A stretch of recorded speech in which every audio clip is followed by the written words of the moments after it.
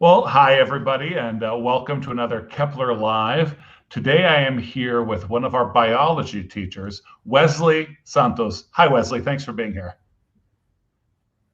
Hi, Geoffrey. Thank you very much. Thank you for having me. It's very nice to be here with you and be able to talk to the Kepler community. I'm very happy about it. So, you guys may have noticed that there's a bit of a lag between our conversation, and that is because we are four time zones apart. I am in the Yeah, Pacific Northwest of the United States, and Wesley is in the Northeast of Brazil. yeah. I think that may be the problem. Yeah, well, it's not a problem at all. It's the wonder of the smaller and smaller world that's being created through the power of the internet. Yeah. We are not just now. Everyone is connected, although the distances and then the time zones doesn't matter anymore. We are here. Right. We are together. And I mean, it's sort of amazing for me to think that my children could have the opportunity to learn biology from someone in another country as just a matter of course. So this lag is it's just a sign of blessing. Yeah, sure it is. So Wesley he has his master's from a federal university in Brazil in oceanography. Is that right? Biological oceanography. Yeah, it's right. Biological oceanography. And then I saw that you have some publications, including a publication on the reproductive biology of blue crabs Yeah, in yeah. Brazil. So tell me a little bit about your studies and your academic work. Okay. All my passion about the sea started when I was just in college, and I always my taste for biology, what guided me to biology was the sea. So I was at high school studying about the kingdoms and the animals, and I saw the sea, the the crustaceans and the fishes and all the things that live in sea, and how that complex ecosystem works far from our sight. So we can see what's hiding down there, and there is a lot of complexity happening. So as soon as I started at the college, I looked for a marine biology laboratory, so I could get on that road. And I started a couple years later at the Bentos laboratory. Bentos is a region of the sea. It studies the animals that lives at the seafloor. So crabs and little worms that live on the ocean's floor. That was my field of expertise. When I was just finishing my graduation, my teacher told me about this course at this post-graduation course, this master's course at the Rio Grande University, 2,000 kilometers away from here. So she said I should try it. She said, "Oh, it looks like you. I think you will do it very well." Huh. But I was kind of afraid because I didn't have the time to study to press the tests. And she said, well, what could go wrong? You go, if you have a no, it's a no. You already have the possibility of no. Why don't you just try it? I tried, and God gave me the bless of passing. So I started studying the at the one of the better universities at my field of knowledge. When I just get there, I was looking for a teacher, a professor. I came to him and talked to him, and he said, "I'm sorry, but I'm just retiring. I can't take no more students. But I have another colleague that may accept you as a student." And he led me to this other guy, and he was very kind to me. He took me in, and he directed me just to the crabs. I had never studied crabs in my life. I was studying most ecology and mangrove ecology, but Mm. crabs, more specific crabs, it was my first time. So we had a lot of work, and we were studying how the shrimp fishings would impact the crabs population. We Right. call it it's a miscatch. You are targeting for the shrimps, but your net doesn't make difference between shrimps and crabs, so it drags all together. So we were studying how does it makes impact the crab community, and in this study we worked with a lot of the growth, recruiting, and reproduction. Huh. Yeah. So I wasn't sure whether I was going to bring up on this stream that I too am Brazilian. But I'm going to make some comments that'll kind of reveal, like, how does Joffrey know this? But you moved from the northeast of Brazil and studied in the south of Brazil, which is like being from California and studying in Florida. It's very far. Yeah. And then, so the thing I wanted to point out, though, I noticed that your presentation on these blue crabs and their reproductive biology, this was done in one of the most beautiful resort cities of all of Brazil. Yeah, it was, but unfortunately, I didn't have the chance to spend a lot of time there Oh, because okay. when I was starting, there was this doctoring student that he was already doing the research on crabs on shrimp. Sorry, so he already had all the shrimps and all the crabs collected. I just took the crabs, made the measures, weight, and all the stuff we do in lab, and just made the lab work. I unfortunately I didn't have the opportunity to have my field experience in Balneário Camboriú at Santa Oh, Catarina. Unfortunately, I didn't have this opportunity. I had lots of works at sea there yeah. and no Rio Grande do Sul, but none at Balneário Camboriú, Oh, that's unfortunately. too bad. But I Okay. had the opportunity to know it at a Oceanography Congress we had. I think it was 2010, 2012, I think. One of these 2 years, but I had the opportunity to go there and see my field for the first time. 2 years already working with it, but finally I get to know Balneário Camboriú. Oh, nice. Okay. Well, and this that you're from a beautiful beach city anyway. Yeah. So all right, well, I would love to talk about, so today we want to talk about enjoying God's creation, seeing the beauty of God's creation, just the joy of it.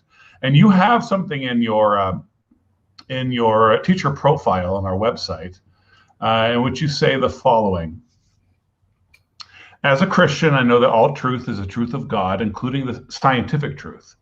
Therefore, all knowledge is subordinate to the Holy Bible. Okay, so far so good, wonderful. God reveals Himself to mankind through the things that have been made, according to Romans 1:20. And then here was what I found really striking, and I'd like to ask you about this. To raise a fully virtuous human being, it is necessary to look at him in a holistic way. You have to have rational knowledge, personal and spiritual value. And so then this is the conclusion you drew, meaning that when we teach about the winds and the oceans, the students learn about Jesus, who has the power to command the winds and the ocean. Right. And when we learn about the physiology of breath, the student also learns about everything that breathes. So I wonder if you could flesh that out, how studying the winds and the waves is studying Jesus. Okay. We know that all the creation was put together by the Word of God. And what is the Word of God if not Jesus? Jesus is the incarnation of God's Word. So when you are studying about any science of science and things science, you are just studying about what does God put together using His Word, and obviously through Jesus. So when you are looking at the wonders of nature, since the giant blue whales to the microscopic bacteria, if you look just from the right perspective, you will find the hand of God in there, because none of these creatures can uh, exist far from His power. God, Bible says that God upholds everything through His word, through the power of His word. So Jesus is the power of God's word, and there we find Him. Hmm. Well, that's a thought that is, I think that people often come to theologically, often come through artistically. But I wonder how often people are that concrete in expressing that truth scientifically. Okay, let's take a scientific approach though. When we are studying ecology, for example, we study the food chain. Okay, so you learn about the tree that is a producer. Through the photosynthesis, he's able to take all the nutrients, the water, the carbonic gas, and make the photosynthesis so it can uh, come and produce the leaves, then fruits, and etc. Okay, and then you have the birds. The birds come and they eat the seeds, the fruits, and whatever. And then you go further in the food chain to snakes and to foxes and etc. etc. But when you go to the Bible, God says that look to the birds. They don't seed. They don't stash food in big silos. But God takes care of them and feeds them. So what does Mhm. it mean? It means that all the process and food chain are guided by God, because He is the one who's feeding the birds. He is the one. He's the one tossing the seeds so the birds can eat. He is the one guiding all the process in the photosynthesis. He is the one who make it all possible. So the chain food is an example of God's providence to the Mhm. nature. God's providence is there. It's clearly there if you look to the right perspective. And all of this upholds together through Christ, Mhm. because He is all everything is His and for Him. Now, I would like to actually explore some of what you've just said a little more, but I think now is a good time to go off on a bit of a planned tangent. I would love to hear from you. And of course, your Brazilian context will be quite different from the context of many American biologists. But I would like to hear from you how, some of these crazy things you're saying, like, God's creation, and you can learn about God through his creation. And then you got your master's at a federal university, so a Yeah. state school. And in Brazil, the most prestigious schools are the government schools. Um, and so I wonder if you could talk about what sort of hostility, what sort of acceptance you have had. How has it been to be a devout Christian biologist? Okay. At my field of work, we doesn't get a lot to work with evolution. That's the I think today the greatest uh, fight between science and the Bible is the evolution point.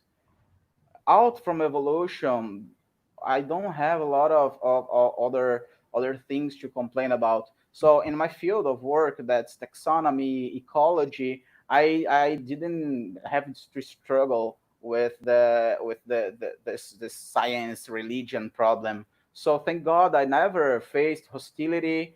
All my teachers, all my colleagues knew I was Christian. I Uh-huh. they all everybody knew I was Christian, and we study evolution at the college, but even then I don't have a lot of problems to talk about my faith and express that, okay, I understand that I have to learn it. I will do the tests, but I don't believe in it. It's not true.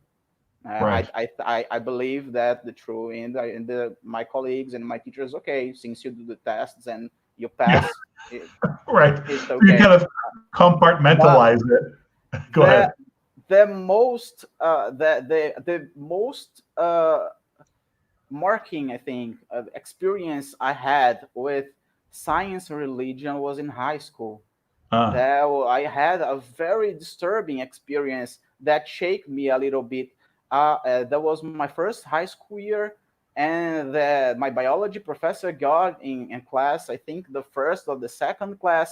I didn't know my colleagues, and he just come in and said, "Well, today we'll learn about the origins of Earth and the origins of universe." And he goes to this wooden door with a little glass window, and he slaps the window. Leave your religion outside. There is no place for your religion. Here is a place of science. We will talk about science, and we don't have nothing to do with your religion. And I just got shocked because I was 15, 16 years old, and I thought, why my God hasn't a place here? What are you doing? Science. Let's personalize science. What are you doing, science? Why such hostility? Why my God can't have a place here with me? Why hmm. my religion has to be outside? So for a small time, I tried to say, "Hey, science, come here. Let's sit. Let's talk. Let's try to bring these two things together if possible." It, maybe God just created evolution and put it in motion, and then all things happen through the decrees of God in millions, billions of years. So I spent a little bit of time trying to bring these two things together till I got the point that I saw there is no way it could So, be together. so since we're talking about the subject, where did you land? Excuse me? Where did you land? Where are you now with your? So you were thinking, okay, well, Oh, yes. okay. So yeah, where are you now? Yeah, yeah. It didn't take too long, so I could see that the science, the evolution, the Darwinian evolution doesn't get along with the Bible. So I had to make a choice. But I was in that point when here, at least here in Brazil, we don't have a lot of creationist apologists, people who really know what they are talking about, and they say, "Hey, here is science. Here is what science says." So the creation is not just a myth. It's not just a religious book that's saying. Here is Hmm. evidence that pointed to the truth that someone made it. And I get to know some of these guys. We have brilliant scientists here that guided me through this discovery. And a few years later, I think before the end of the my college, at the first or second year at college, I got to say evolution doesn't work, doesn't Hmm. work, Huh. can't be blind. Right. Yeah. So that there's an opportunity to explore that, but I really want to sort of focus more on beauty and the joy, the joys of creation. But before I do that, I'd like to encourage those of you who are watching. We appreciate you all who are tuning in on Periscope or Twitter, on Facebook, on YouTube. So we would welcome your comments and questions about Wesley's educational background, scientific background, his experiences as a teacher, the point of contact between religion and science, as we were talking about that false comparison. So you guys are very welcome to pose questions and challenge Wesley and ask Wesley about, well, because it's not every day we get a Brazilian oceanographer in our roster. And so we're actually very pleased and honored to have you in Thank our you in very our, in our much. group. But actually, so you're a new teacher, and we know you're teaching biology. But I haven't seen your course the course come up. I think Scott has. Scott is one of our viewers. But so tell us about. You may not have everything complete, but tell us Yeah. about your biology class for this coming year. Okay. It was really challenging to me to put together what could I offer to the American public, since I don't had an idea of how does the system, the educational system works. What are they supposed to see in each classes? Because here in Brazil, we have sciences and biology through all the years. So they started at the junior high, studying biology, and they study biology and sciences all the years till they are finished high school. So I had a little bit of difficulty to put together what should they learn. And then you said me that they usually they have 1 year to teach biology. So I said, well, if there is just 1 year to teach biology, I should pick the best and all the most important subjects that they should have. So since you are studying biology, I took the knowledge of the five kingdoms. We will learn about all the kingdoms, well, each characteristics, and the the beings that they are part of each one, what makes one different from the other, why are some plants someone have roots, others doesn't have roots, why does this happen inside the same kingdom. We'll study them apart, and then we'll see the peculiarities of each one. And Hmm. to the end of the course, we will take a look at the human body. We will see the human body systems, the main functions, and some a little bit of physiology. We will take the little steps in anatomy and physiology. That's what I have planned to starting this fall. Yeah, so quite comprehensive. Yeah. We'll have an overview. It's an overview of all that sciences has, and and all the fields of science inside the the subjects. There are a lot of different fields, and we will have a little glimpse in each one of these. Mhm. So, kind of back to the topic of the video, and thank you for introducing your class. So, you all can find the link to Wesley's profile, and soon you'll be able to sign up for his class. Um, but yeah, I'd like to get to start talking about joy very specifically, and ask you if there's a moment when you can think as a scientist and studying science, and maybe this is something that happened to you when you were 10, right? But in studying science and studying God's creation, a moment of joy, something that really showed you God.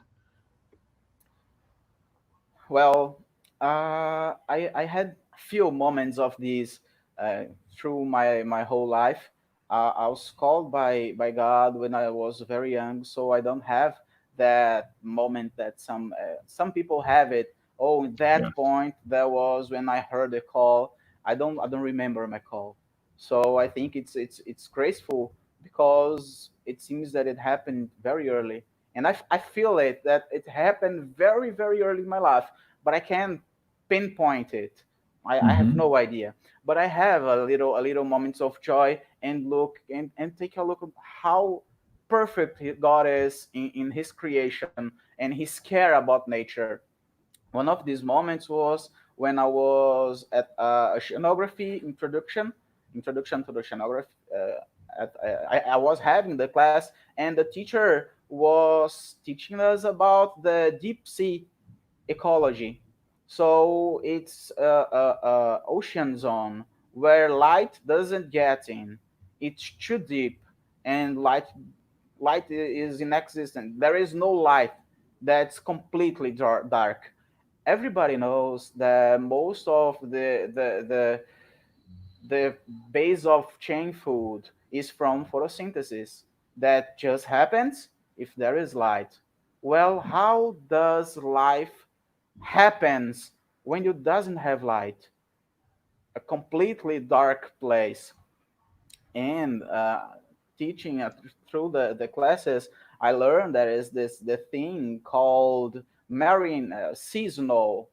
There are the little flakes of organic particles that falls from the more shallow regions and comes and fertilizes. It feeds the creatures that are living in these regions. And there are whales. When whales dies, big gigantic whales, tons and tons of meat and bones, and they finally get to sink, and they touches the bottom of the ocean. So that is a feast, and the animals there will get them, and they will eat. And so you'll see, well, God is taking care of them. Even in the darkest place of the ocean, there is God, through the chain food, The getting food chain. them to, yeah, okay, thank you. The food Yeah. chain, getting them to eat, giving them what to eat. So there is there's there was a moment that well, there is still, until now it's very clear in my mind that I saw, well, that's the hand of God. Huh. Very cool. Now, we see the hand of God in creation, and everything that has breath praises the Lord. And you yourself, having breath, are interested in praising the Lord. You play the violin. You specifically learned for church, I believe. Is that right? Yeah, that's right. My church, in my church, we had some brothers that already played the violin, and I always liked music, but I never had the opportunity to learn it. So when I was 17 years old, I think, I just talked to my father. Father, I want to play the violin. And I remember he said, "Wow, why do you want to learn music? You should study to learn to get in to college. Forget about music." And I got to one of these brothers and say, "Oh, unfortunately, like I can't." My father said no, and oh, do you allow me to talk to your father? And I say, please talk to him. Let's see if you can convince him. And he brought all these violins to my home and talked about with my father how important music is in life of a human being, and how it could go, could help me in other fields of life. So my father said, why not? Huh. Yeah, you can do it. So I started learning at the church, and I had the opportunity to study at our local conservatory, or local music school. It's a state music school. It's a good music school. I passed a few years studying there. I had the opportunity to play a few orchestras. Was a youth orchestras. There was no professional. I'm not a professional violinist. I'm a very middle range violinist. It's just for personal pleasure and to praise the Lord in church when I play. But I have the opportunity to play at that two orchestras. And when I was at my master's degree, I had the opportunity to start a graduation in violin. I started it. I studied for 1 year, but unfortunately, it became too heavy studying for my master's degree, and had to Mm-hmm. dedicate myself to music. I had to choose, and of course, I had to choose. I chose my master's degree. And that's And my now, musical way. okay, cool. You are an educator in several different capacities. So maybe you could tell. Obviously, you're teaching at Kepler, yay! But Yeah. yeah, tell us about some of the other places and the other ways you're an educator. Okay. Uh, I got the since we were talking about music, I got the opportunity to teach music. I teach music for the ones that knows less than me. We have a little music school at our church. We have a very good musicians with us. So we have a professional violinist with us. So the students starts with me, so I can get the ABC of violin, and then they are when they are ready, we get them to the next phase, and they go to a professional violinists. So that's one field I teach. Uh, Biology, I'm teaching biology for 6 years now, I think. I've been teaching at a regular school system for the past 4 or 5 years. I was giving classes to a non-Christian school, just a secular school. I teach there for a good time. But this year, in 2020, God gave me the opportunity to teach in a Christian school. So I could make the choice to teach to brothers and sisters, and is where I am now. I'm teaching at a Baptist college on our city. Okay. So, how sharp, how distinct was that contrast between being at the Baptist school and being at a secular school before that? Well, I think the most important thing is my liberty to say I'm encouraged to start my classes, uh, bringing some meditation, especially the first all and at our school, all the first teacher of the day have to take a little moment of the class to read a Bible verse, to make a pray with the students, to listen about and do a little devotion moment with them before we start the day. So Mm. that was a blessing to be able to do it. And the second thing is I can now bring to my students that the Bible has something to say about everything. Just today I was teaching about matter, and we were talking about density, and I brought to them that passage when Elisha just make a hammerhead float, Hmm. and we took this passage to discuss about density. Why that passage shows us that that is a miracle of God. Right, And right. then we started to think that, well, iron is very, very more dense than water. So what did the axe head floated? Well, it's a miracle. Okay, so or the Bible is wrong, or God did a miracle through Elisha and said, density, I'm Lord over density. Just touch the water and the axe head will float. So I think Yeah, that's the best thing that I'm experiencing this moment. To be able to take these biblical passages and bring it as a moment of our class. right. And I love how personal, you made that, right? And about the person of Jesus. I am Lord of density. Um, and not just that, this is physics, these are the laws of nature, and God ordained it, but I am Lord of density. Yeah. It's a great phrase.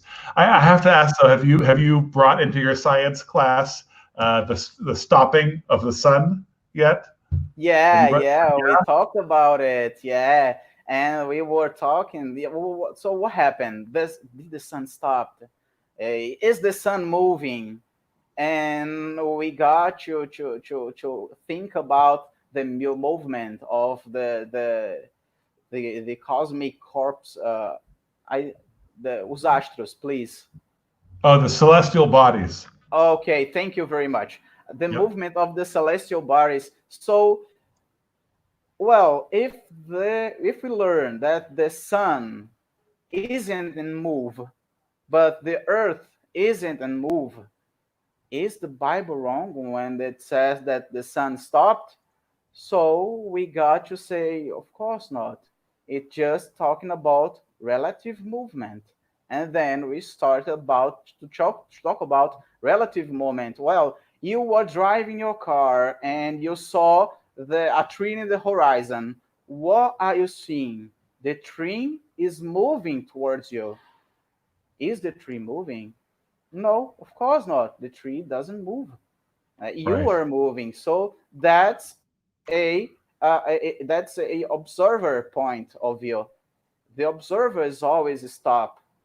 So the people that were there, we always I always say this to my students: the Bible isn't about science. The Hmm. Bible is about God. It Right. brings some things about that we can make the connections with science, Yes. but the science doesn't is supposed to be a scientific the Bible doesn't is isn't supposed to be a scientific manual. Right. And it's Okay, interesting. so Both. Sorry. Go ahead. it brings that information is about life, about the world on a human point of view. So to these guys, 1,000, 2,000 years ago, of course the sun was stopped in the sky, Mm, and it keep that way interesting. for 24 hours. It's a human point of view. God Hmm. was not, well, okay, just a moment. Let me educate you. That's not the Okay. sun that will stop. You in the earth will stop. No, that's not the point. That the point is God is the Lord over the sun and over the movements of celestial bodies. So it will stop. Doesn't matter if the sun is stopping, if the earth Yes. is stopping. It's not the point. The point is God is Almighty over the creation. Right. Yeah. There's. It's funny because there's a tendency both among certain Christians and among atheists and those who want to discredit the scriptures to use it as a scientific textbook, right? Yeah, Where you end yeah, up saying, the four corners of the earth. Like, no one thinks that the earth is a cube or is square or is flat. yeah, The four corners of the earth is poetic speech. But there will be. But I've actually read in biology textbooks, um, like lists of scientific of proofs that the Bible is scientifically accurate. Which, of course, the Bible is true and is the revealed word of God. But even to yeah, make such a list, I think misses the point of what yeah, scripture is and what yeah. science You're is right. for. Yeah, yeah, completely right. So You okay? Please. I just wanted to point out that Scott Postma says, "This is great. Every time I've had a question, Wesley answered it before I could type it out." And he's looking forward for you teaching at Kepler. And then you are being congratulated here as well from a Brazilian viewer. Okay. Thank you, Virginia. Thank you very much, my sister. So I'm sorry. I feel like I interrupted your flow. I had just made the comment that Okay, I was just make another point. When we're talking about this persons that try to take out the biblical credit, there are someone that say, well, look that I think it's Leviticus or Deuteronomius. I don't know precisely where, but there is a point when the bats are included within the birds. The mhm, Bible describes a bat as a bird. right, We don't classify him this way. Today we classify the bird as a mammal. We know that they are mammals. Okay, they are the only family of mammals that are able to fly. So they say, okay, you are seeing it's obvious. The Bible is wrong. I so you come to say, well, when did Linnaeus made the classification? It was right, before or after the Bible. So, what compromises did the Bible have with our scientific classification? So, for the people in that moment, and again, the Old Testament is not about the science in the nature, it's about the God of the creation. And in that mm-hmm, moment, for that people, they saw the bat as a bird. Well, it flies, it's a bird. right, For us today, they aren't. But 1,000, 2,000, 3,000 years ago, they were saw And who spirits. knows, in a different sort of literature from the same time, there might have been other categorizations. I think that's one of the vices of man today is that we like to think that people long ago, even 100 years ago, were dumber than us. If Yeah, there's a difference, we're dumber than them. We have all these computers, and we can write everything down. And we think that people, the ancient peoples, were not observant. When in yeah, truth, they would be able to tell you what every tree around them was, and we can't do that. So yeah. there's that, but there really is just this bias. I started to think better about it when I started to teach my ninth grade students here in Brazil. Ninth grade is the end of junior high. They are just before high school, and in science classes we have to teach them chemistry and physics. So in study chemistry and physics, I used to bring to them who made that discoveries. And when you look to these guys, it's a 21, 28 years old guy that already had a doctor degree. They had a doctor degree and they were made discoveries that were impact all the world. So are we really more intelligent than them? We have a very long process, and at the late 20s, early 30s, you will have your doctor degree. You will start to think about new things. Are we really so much more intelligent than them? So I think that's a lot of variables in this problem. Our educational system, all everything is mass made. So when backwards we had a teacher teaching private to a student or a Mhm. little some students learning, but when we start to have to make it a mass education, we missed the point. We brought education for the masses that it's stupendous, it's a very good thing, but we lost the point in the education. We lost all of the build of character and build of a person who is interested in make difference. And it's Mhm. all about get a job, pass the tests, and this kind of thing. So we enclosure education in a very tiny box. So we lost a lot of potential, I think. Right. And that's something that Kepler we're trying to, and we are not the only Christians trying to do this, but we want to open that box and we want to Yeah, integrate everything. And so we strongly believe, for example, that to have a great humanities education, you need to study biology from sure. a great biology teacher. And we want to take those things very seriously, and integration is really Sure. just a key part Yeah. of a good education. Yeah, just today I was giving a class about seasons of the year and the difference between the sunbeams in summer, in the autumn, in the spring, and the winter. So I put to my students this picture, and when I looked at, I saw the sunbeams at summer, the sunbeams at winter, and the earth. And I thought, well, that's sorry again, triângulo retângulo, square triangle. I don't know. You asked me a math question. I can't say that. Triângulo Yeah, retângulo would be uh, triangle rectangle, but I don't know what that means. yeah. It's a triangle that has a 90 degrees angle between Oh, two yeah, of the it's a yeah. Okay, square so angle. yeah, okay, yeah, it has a square angle. So I was talking to my students. Say, can you see? Here is the hypotenusa, and The here are hypotenuse. hypotenuse, and here are the catetes. So it's math. So which one is bigger?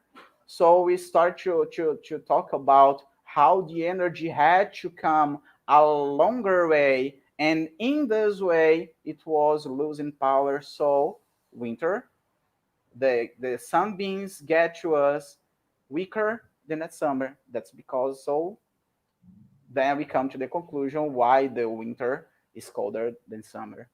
So Right. that's math. That I just asked them, do you know this figure? E then said, yeah, that's a triângulo retângulo.